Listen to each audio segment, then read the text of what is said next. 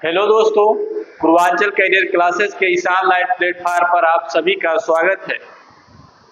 दोस्तों, आपको मैं इंटरपर्सनल कम्युनिकेशन के बारे में चर्चा कर रहा हूँ।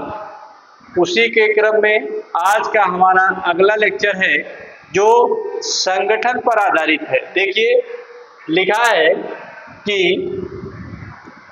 किसी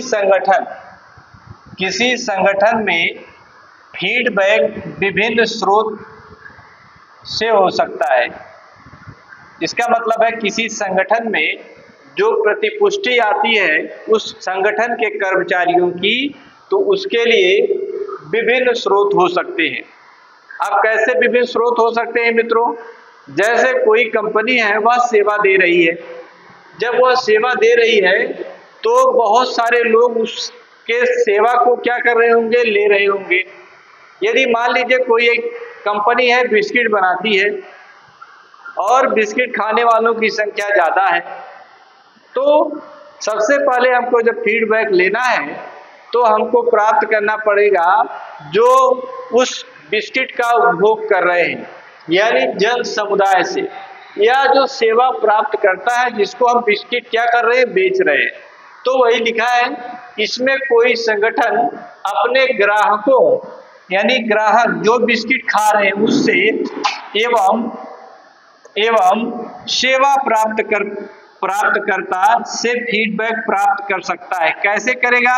सर्वेक्षण के द्वारा। कैसे करेगा? सर्वेक्षण के द्वारा, निकाय प्रणाली बनाएगा उसके द्वारा, और इलेक्ट्रॉनिक मीडिया के द्वारा जो है कोई भी संगठन फीडबैक को प्राप्त करेगा कि हमारा जो अमुक उत्पाद है बिस्किट, वह अच्छा है कि नहीं। उसके लिए कंपनी जो है क्या कराएगी? सर्वे कराएगी। उसके बाद निकाय प्रणाली बनाएगी, इलेक्ट्रॉनिक मीडिया के द्वारा उसका क्या कराएगी? सर्वे कराएगी। तो वह क्या करेगी? फीडबैक प्राप्त कर पाएगी। मित्रों, आइए अगली बात करते हैं। लिखा है कि वस्तुनिष्ठ आंकड़े। कैसे वस्तुनिष्ठ आंकड़े होंगे? कि जैसे मान लीजिए कि कोई एक कंपनी है ए, है ना, कंपनी है ए, इसने बिस्किट बनाया और बिस्किट बनाया, मान लीजिए इसमें मटेरियल लगाया, मतलब मटेरियल नहीं, बेचा इसको A1 को, A2 को और A3 को क्या किया? बेचा। इस क्रय विक्रय के माहौल में क्या करेगी? वह कोई एक अपना आंकड़ा बनाएगी। क्या बनाएगी? आंकड़ा बनाएगी, यानी कोई डाटा जो है ये क्या करेगी? कलेक्ट करेगी। डाटा क्या करेगी? कलेक्ट करेगी। मित्रों, डाटा कलेक्ट करेगी। इसका मतलब है कि जो कंपनी आंकड़ा संग्रहित करेगी अपने संगठन कार्यप्रणाली के माध्यम से, आंकड़ा संग्रहित करके संगठन के कार्य को क्या करेगी? जान पाएगी। लिखा है वस्तुनिष्ठ आंकड़े। तो वस्तुनिष्ठ आंकड़े कैसे प्राप्त करेगी? जो संगठन अपने कार्य क्रियाकलाप करेगा, कार्य का जो निष्पादन करेगा मित्रों, उसी के आधार पर एक आंकड़ा संग्रहित करता है प्रत्येक संगठन। उसी के आधार पर अपने कंपनी की प्रगति को वह जान पाएगा। ये देखिए, सुपरवाइजर, प्रबंधक एवं टीम लीडर, ये संगठन के उच्च अधिकारी भी फीडबैक में क्या करते हैं? महत्वपूर्ण भूमिका निभाते हैं। ये देखिए, ये सब उच्च अधिकारी हैं। सुपरवाइजर है कंपनी का, ये प्रबंधक है, और टीम का जो लीडर्स है वह, ये लोग भी किसी कंपनी के, किसी संगठन के फीडबैक में महत्वपूर्ण भूमिका निभाते हैं। ठीक। अगला लिखा है कि समकक्ष व्यक्तियों का समूह, जो कंपनी में कार्यरत लोग होते हैं, समकक्ष होते हैं, ये लोग भी संगठन के फीडबैक में महत्वपूर्ण योगदान मित्रों देते हैं। अगला लिखा है कि फीडबैक क्या होता है? फीडबैक, जिसको हिंदी में क्या कहते हैं? प्रतिपुष्टि कहते हैं। संप्रेषण अंतःक्रिया के रूप में शायद कभी लाभदायक होता है। या देखिए, संप्रेषण अंतःक्रिया के रूप में शायद ही कभी लाभदायक होता है। क्या? कौन लाभदायक होता है? फीडबैक। तो यही प्रश्न बना देगा कि संप्रेषण अंतःक्रिया के रूप में शायद ही कभी लाभदायक होता है, तो ऑप्शन दे देगा फिर प्रतिपुष्टि, संदर्भ, ऐसा कुछ ऑप्शन दे देगा मित्रों। तो आपका उत्तर होगा फीडबैक। यह जो है आपके एग्जाम यूपी पीसीएस के एग्जाम में 2019 में यह प्रश्न आया हुआ है। कब आया हुआ है मित्रों? 2019 के एग्जाम में यह आया हुआ है कि संप्रेषण अंतःक्रिया के रूप में शायद ही कभी लाभदायक होता है। कौन? तो उसका उत्तर है फीडबैक, प्रतिपुष्टि। आइए फिर लिखा है कि संदर्भ, क्या रिफरेंस क्या होता है? समस्त अंतर्वैयक्तिक संप्रेषण का अधिभावी विचारणीय तत्व है। ठीक है, अधिभावी विचारणीय तत्व है क्या? संप्रेषण संदर्भ। यह भी आपके एग्जाम में आया हुआ है यूपी पीसीएस में। यूपी पीसीएस 2019 में यह प्रश्न आया हुआ है मित्रों। देख रहे हैं, समस्त अंतःवैयक्तिक संप्रेषण का अधिभावी विचारणीय तत्व क्या होता है? तो आप बताओगे संदर्भ होता है। ठीक, संदर्भ होता है, ये बता देना है आपको।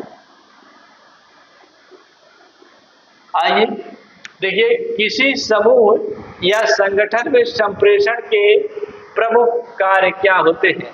संप्रेषण का मतलब होता है दोस्तों क्या? आप सभी लोग जानते हैं संप्रेषण का मतलब होता है संचार। संचार, क्या संचार? अपने विचारों का, यानी अपने विचारों का जो है, अपने भाव एवं विचारों का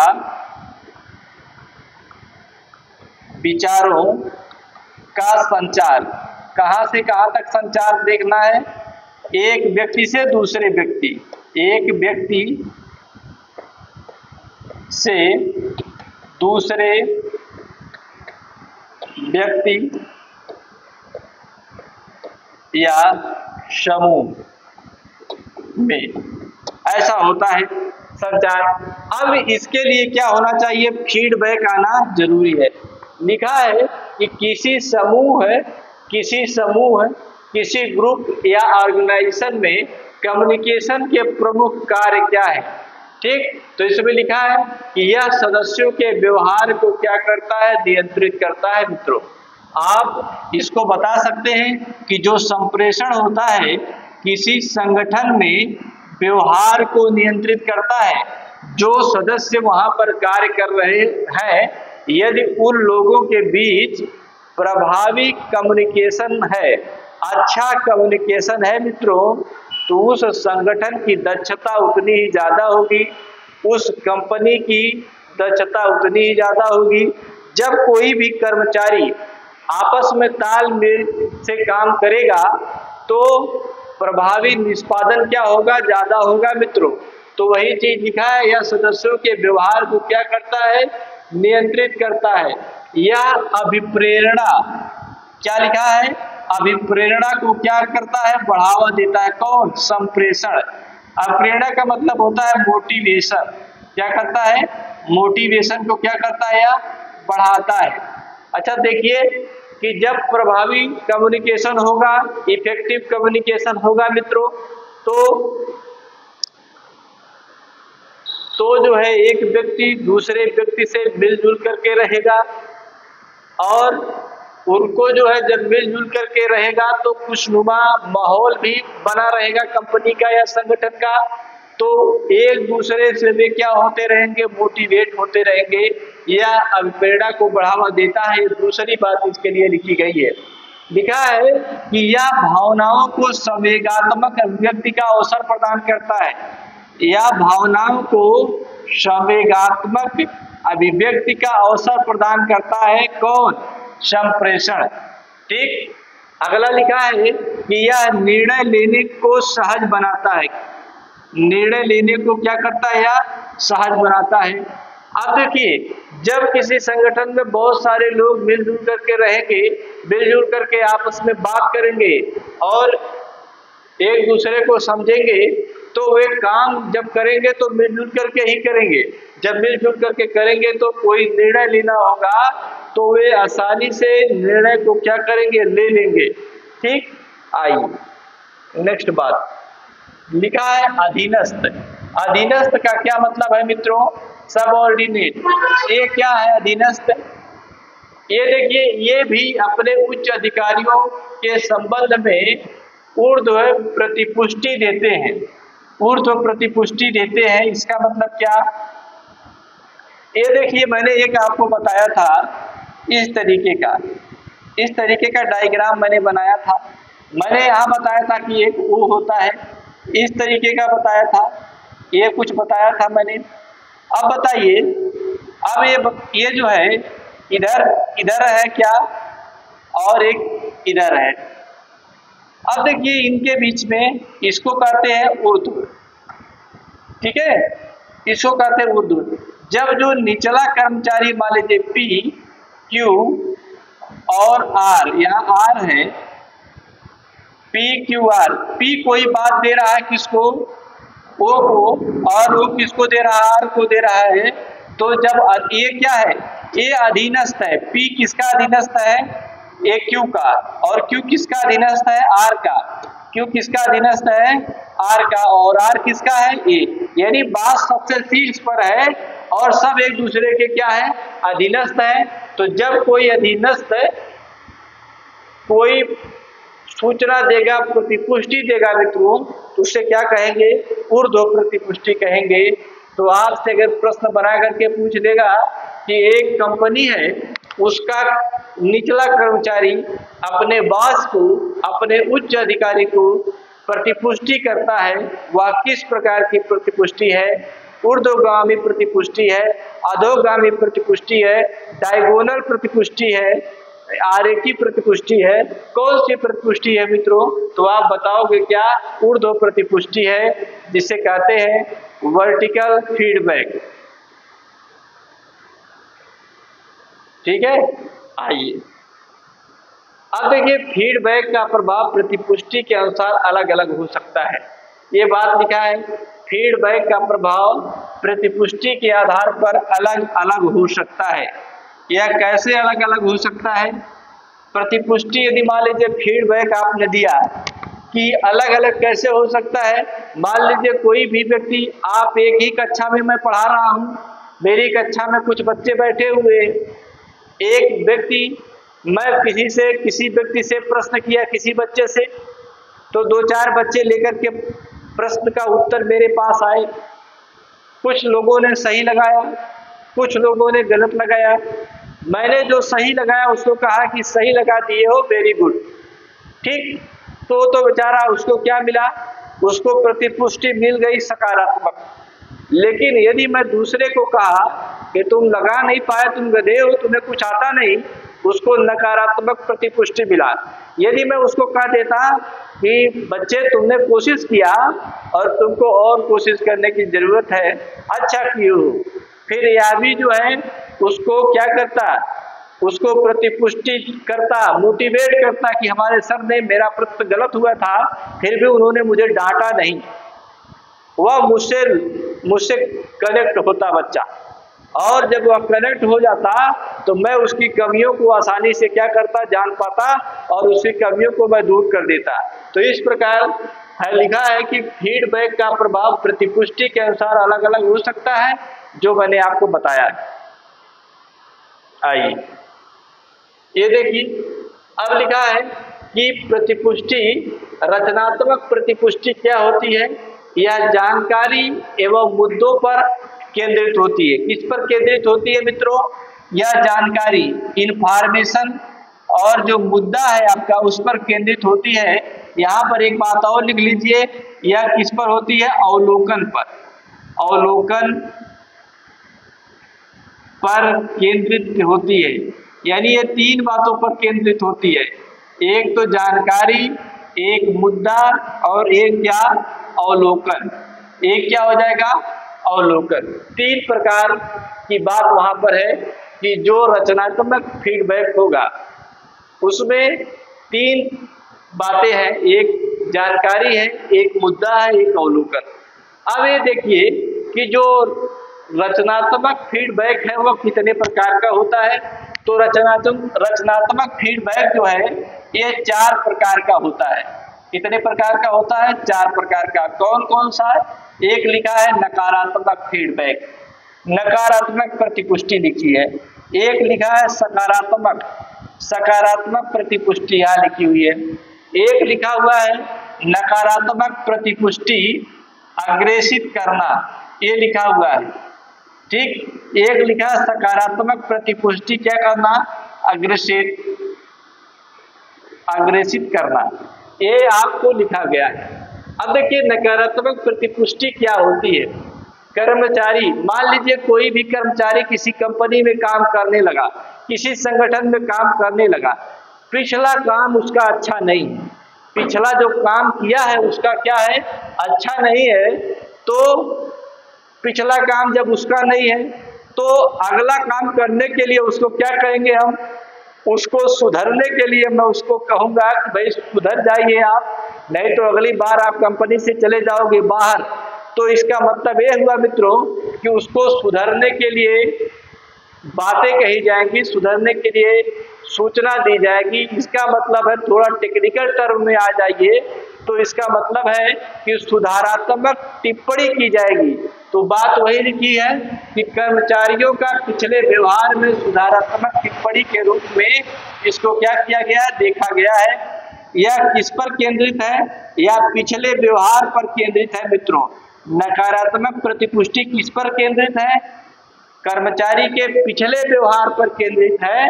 और जब नकारात्मक प्रतिपुष्टि देनी होगी तो उस व्यक्ति को कंपनी के द्वारा सुधारात्मक टिप्पणी की बात कही जाएगी मित्रों। अगला है सकारात्मक प्रतिपुष्टि। ठीक, सकारात्मक प्रतिपुष्टि का मतलब है कि कोई व्यक्ति है जो अच्छा काम कर रहा है, वो सफल व्यवहार पर आधारित है।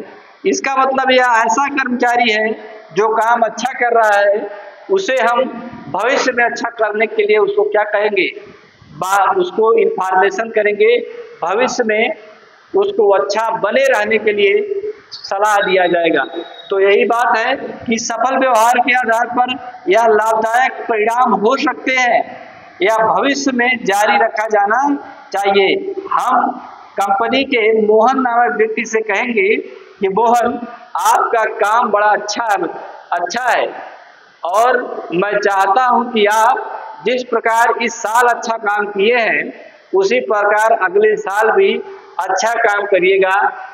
आप अपना और हमारा नाम क्या करिएगा? रोशन करिएगा। तो मित्रों यही बात इसमें बताई गई है। अगला है नकारात्मक पुष्टि अग्रेसित करना। नकारात्मक का मतलब है इसमें भी सुधरने की टिप्पणी दी जाएगी भविष्य के प्रदर्शन के संबंध में।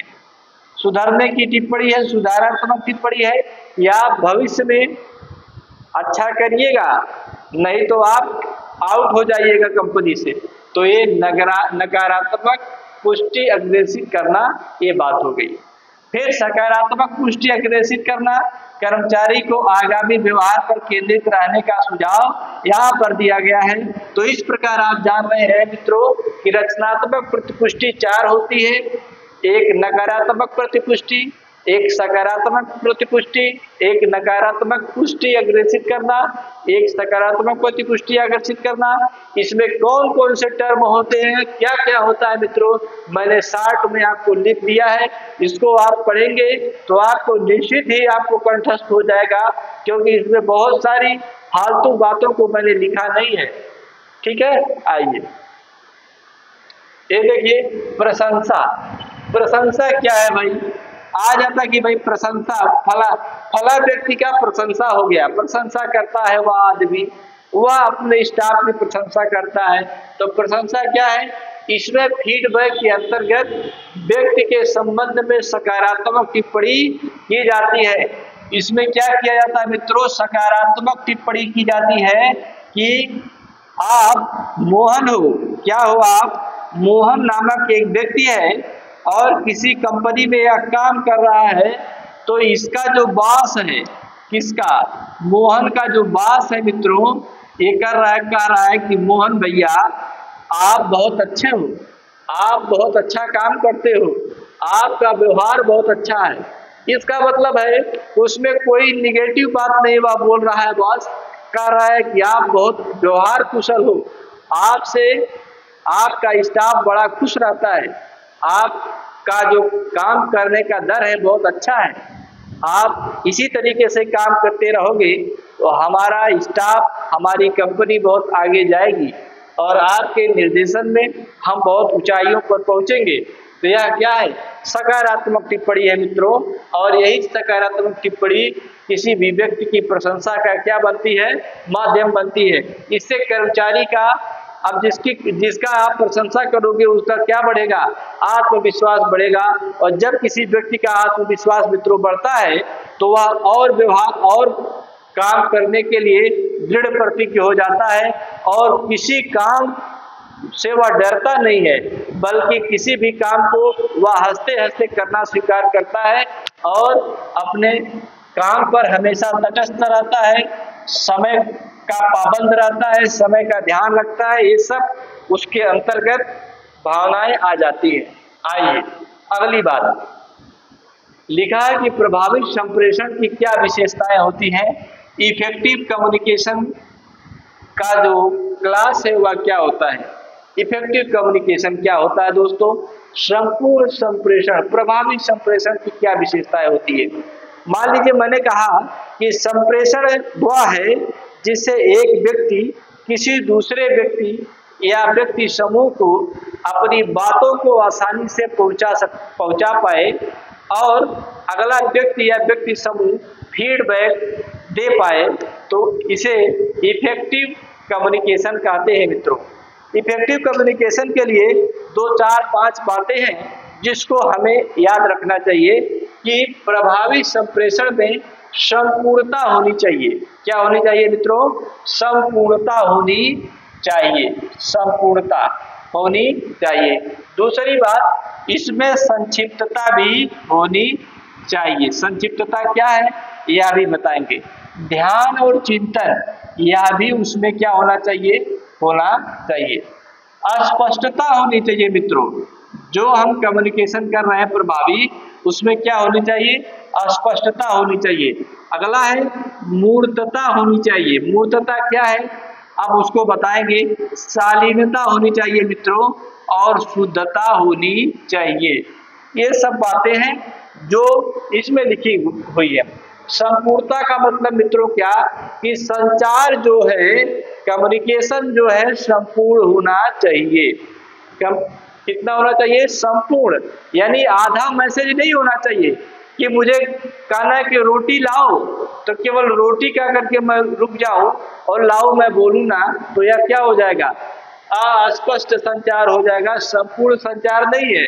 तो संचार संपूर्ण होना चाहिए। इसमें रिसीवर द्वारा वांछित सभी तथ्यों को संप्रेषित करने की क्षमता होनी चाहिए। वांछित सभी तथ्यों को संप्रेषित करने की क्षमता होनी चाहिए। ठीक, ये देखिए, ये संपूर्णता के बारे में है कि संपूर्णता जो होनी चाहिए वह कोई भी सेंटेंस, कोई भी मैसेज जो होना चाहिए संपूर्ण होना चाहिए, आधा नहीं होना चाहिए। और जो जिसके पास मैं वह मैसेज भेज रहा हूँ, संचार भेज रहा हूँ, वह व्यक्ति उसको पूर्ण रूप से समझ जाना चाहिए। अगला है कि संक्षिप्तता। मैसेज क्या होना चाहिए? जो होना चाहिए छोटा होना चाहिए। छोटा और कैसा? संक्षिप्त और कैसा? अस्पष्ट होना चाहिए। ऐसा क्यों? ऐसा इसलिए मित्रों कि जब संचार छोटा होगा तो समय और धन दोनों की क्या होगी? बचत होगी। ठीक। अगला है ध्यान, चिंतन, चिंता। मान लीजिए मैंने कोई संचार करना चाहा और मैं यह बात जो मैं आपको इंटरपर्सनल कम्युनिकेशन जो है बता रहा हूँ, या मैं किसी ऐसे व्यक्ति को बताऊं जो पढ़ने लिखने से दूर दूर तक मित्रों नाता नहीं रखता, तो क्या मैं उसका चिंता किया? उसके बौद्धिक क्षमता का मैंने ध्यान दिया? नहीं दिया। तो वही बात लिखा है कि जब कोई भी आप संचार करिए तो सबसे पहले आप श्रोता के दृष्टिकोण को ध्यान में रखिए। कि श्रोता आपकी बात को सुनना चाहता है कि नहीं सुनना चाहता, कि भाग जाना चाहता है, तो ये बात को आपको रखना देखना है। श्रोता की पृष्ठभूमि को भी आपको जानना है। जहां संचार आप मित्रों पहुंचा रहे हैं वहां उसकी क्या जाननी है, पृष्ठभूमि भी जाननी है। अब श्रोता का शैक्षिक स्तर भी जानना है। आप पढ़ रहे हैं इंटरपर्सनल कम्युनिकेशन और मुझे यह कह दिया जाए कि भाई आप 10 वालों को पढ़ाइए ए कम्युनिकेशन, क्या उनका शैक्षिक स्तर इसको समझने का है? नहीं है मित्रों। और मानसिकता का भी ध्यान रखना चाहिए। यदि इन सब का ध्यान है तो संचार आगे बढ़ेगा, यदि इन सब का ध्यान नहीं है तो संचार की जो कड़ी है, जो लड़ी है, यहीं पर टूट जाएगी, आगे की बात होगी नहीं। अब देखिए संचार क्या है, स्पष्टता होनी चाहिए, एक समय पर एक ही संदेश होना चाहिए, या कि नहीं कि विविध भारती की तरह जब चैनल गड़बड़ा जाता है तो उसमें एक साथ कई चैनल की आवाज आने लगते हैं, तो क्या अच्छा संचार हो जाता है? अच्छा संचार या मित्रों नहीं होता है। तो स्पष्टता ऐसे है कि एक समय में एक ही संदेश होना चाहिए। यदि रेडियो के चैनल की तरह एक ही चैनल में कई लोग आ जाएंगे, कई चैनल की आवाज आएगी, तो संचार स्पष्ट नहीं होगा। अगली बात है मूर्तता। मूर्तता का क्या मतलब है? संचार कैसा होना चाहिए? सटीक एवं स्पष्ट होना चाहिए। मूर्त संचार गलत अर्थ नहीं निकलता। मूर्त संचार, इसमें सबसे बड़ी बात यह है कि मूर्तता का मतलब मित्रों कि जो मूर्त संचार होता है उसका गलत अर्थ नहीं निकलता। क्यों? क्योंकि वह स्पष्ट होता है और सटीक होता है। ठीक। अब अगला है शालीनता। अब कोई मैसेज दे रहे हो आप, तो जिसके पास मैसेज मित्रों जा रहा है उसके भावनाओं को और उसका आत्मसम्मान का ध्यान रखना है ना, कि मतलब उसको गाली देते हुए कोई संचार मत करिए कि आप बिस्किट लेने गए या फल का जूस लेने गए तो उससे बोलिए कि कोई गलत वर्ड में बोल दीजिए कि हमको ये फल का जूस लाओ, आपको तब वह प्रभावी संचार नहीं है, इफेक्टिव कम्युनिकेशन नहीं है। यहाँ पर लिखा है कि संचार में शालीनता होनी चाहिए या उसकी भावनाओं और आत्मसम्मान का आपको मित्रों ध्यान रखना है। अगला है शुद्धता। शुद्धता मित्रों तब आएगी जब आपके कम्युनिकेशन में व्याकरण स्तर अच्छा होगा, व्याकरण आपका अच्छा होगा और तब उस मैसेज में शुद्धता आएगी मित्रों। आइए आगे की बात करते हैं। लिखा है कि मोहन सोहन के साथ, मोहन और सोहन है दो व्यक्ति हैं, सोहन के साथ प्रभावी संप्रेषण करता है, यह किस प्रकार की दक्षता को दर्शाता है? अब देखिए मैंने कहा कि अंतरा व्यक्तिक दक्षता, अंतरा व्यक्तिक का मतलब क्या होता है? खुद से बात करना। जब खुद से बात करेगा, खुद से बात करेगा कोई व्यक्ति, तो क्या उसमें दो व्यक्ति आए? तो इसमें तो दो व्यक्ति नहीं आए। समूह दक्षता का मतलब है कि कई व्यक्ति इसमें होंगे। क्या होंगे? कई व्यक्ति होंगे, इसमें कई व्यक्ति होंगे। ठीक, कई व्यक्ति होंगे, तो कई व्यक्ति तो इसमें है नहीं। आपके पास केवल दो व्यक्ति हैं, तो अंतर व्यक्तिक क्षमता में दो व्यक्ति ही होते हैं। ठीक, आइए आगे की बात। अब देखिए संचार संप्रेषण के क्या माध्यम होते हैं मित्रों। कोई भी संप्रेषण कम्युनिकेशन जब हम करते हैं उसका मीडियम कैसा होना चाहिए? श्रव्य मीडियम। श्रव्य मीडियम का मतलब ये होता है मित्रों कि सुने कैसे। जैसे हम किसी संगोष्ठी में गए और सभी वक्ता अपनी अपनी बात को कह रहे हैं, तो हम वहां बैठ करके हाल में बातों को क्या कर रहे हैं? सुन रहे हैं, कान से, नाक से नहीं, सुन रहे हैं। तो यह श्रव्य माध्यम हो गया संचार का। दूसरा भेंट करता। जब किसी से हम भेंट करने जाते हैं, भेंट मुलाकात करते हैं, तो आपस में बातें करते हैं, और जब बातें करते हैं तो कान से ही केवल सुनते हैं, लिख करके कोई नहीं देता, तो यह भी है श्रव्य माध्यम। साक्षात्कार। जब इंटरव्यू होता है मित्रों, तो एक इंटरव्यूअर होता है, एक इंटरव्यू देने वाला व्यक्ति होता है, वह पूछता है इससे प्रश्न। तो दोनों आपस में बात जब करते हैं तो वे क्या करते हैं, एक दूसरे की बातों को सुनते हैं। यह भी श्रव्य मीडियम हो गया। अब क्यों किसी को क्या करोगे आप, परामर्श दोगे, व्यक्तिगत परामर्श। जैसे मैंने परामर्श दिया अपने स्टाफ को कि आप कल जो है क्लास आप रेगुलर लीजिए और सुबह क्लास लीजिए। तो यह क्या है, मेरा परामर्श है व्यक्तिगत, मैंने कोई लिखित सूचना इनको नहीं दिया। तो यह व्यक्तिगत। टेलीफोन यह श्रव्य है। जब कहीं से टेलीफोन आता है तो हम कान में लगाते हैं, सुनते हैं। टेप की हुई आवाज को हम सुनते हैं, तो यह श्रव्य माध्यम हुआ। रेडियो से हम बातों को सुनते हैं तो श्रव्य माध्यम हो गया। और टेलीविजन को यहाँ श्रव्य माध्यम के अंतर्गत नहीं लिखेंगे, क्योंकि यह श्रव्य और दृश्य दोनों है। यह तो यहाँ गलत लिखा हुआ भाई, यह श्रव्य और दृश्य दोनों है। आइए यहाँ पर देखिए, दृश्य माध्यम में परिपत्र, कोई पत्र है उसको देख करके हम पढ़ेंगे, कोई आदेश है, ऑर्डर है, उसको हम क्या करेंगे, देख करके पढ़ेंगे। कोई पुस्तक है, पुस्तक को हम आंखों से देख करके पढ़ते हैं। दृश्य माध्यम जहां पर आएगा मित्रों, वहां पर आंख आएगी, आंख का काम होगा। ऐसे याद करना, जहां पर श्रव्य आएगा वहां पर कान का काम होगा। तो कान का काम जैसे जैसे आवे वैसे वैसे आपको समझ जाना है। अब प्रतिवेदन, होल्डिंग, कहीं पर होल्डिंग लगी होती है तो आप क्या करते हो, आंख से देखते हो कि कान से? आंख से देखते हैं उसको, तो वह आंख है। शारीरिक संकेत, जब कोई कहता है शरीर से संकेत करता है, आंख से आंख मार देता है, तो वो क्या है, दृश्य माध्यम है। श्रव्य दृश्य का मतलब जो कान से सुनाई दे और आंख से दिखाई दे, यानी यहाँ पर कान और आंख दोनों आ जाएंगे। कान और आंख क्या आ जाएंगे, दोनों। जब कान और आंख दोनों आ जाएंगे तो टेलीविजन में हम देखते भी हैं और सुनते भी हैं। वीडियो फिल्म में भी देखते सुनते हैं। नाटक जब हम देखते हैं और सुनते हैं, सामूहिक अभिनय में भी यही होता है मित्रों। तो बस आज के लिए सिर्फ इतना ही। अगले क्लास में मैं पुनः आपसे मिलूंगा। तब तक के लिए आप क्लास को देखते रहिए, हमारे चैनल को सब्सक्राइब करते रहिए और मस्त रहिए, जबरदस्त रहिए। धन्यवाद।